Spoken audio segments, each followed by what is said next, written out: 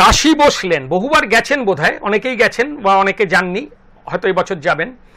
কাশী বসলেনের পুজোটা খুব ইন্টারেস্টিং। 10 দিন ধরে পুজো হয়, মানে পুজোটা 10 দিন আগে থেকে শুরু হয়েছে এখনো টিল টুডে। আচ্ছা, মজা হতো যে সেই সময় কাশী বসলেনের 10 জন পুরোহিত পুজোটা করতেন।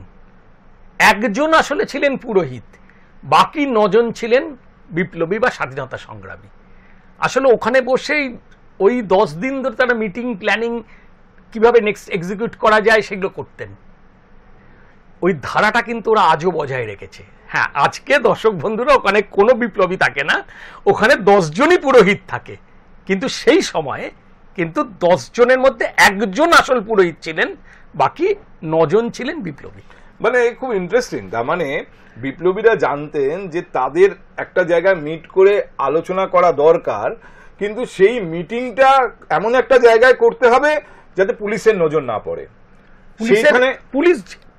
পুলিশ জানতো না এটা আমি বিশ্বাস করি না, কিন্তু পুলিশের সাহস ছিল না পুজোর মণ্ডপে, দেবী মূর্তির মণ্ডপে উঠে বিপ্লবীদের অ্যারেস্ট করা। এবং মজা হচ্ছে দশমীর দিন কি করে জানি না ওই 9 জন পুরোহিত ভ্যানিশ হয়ে যেত।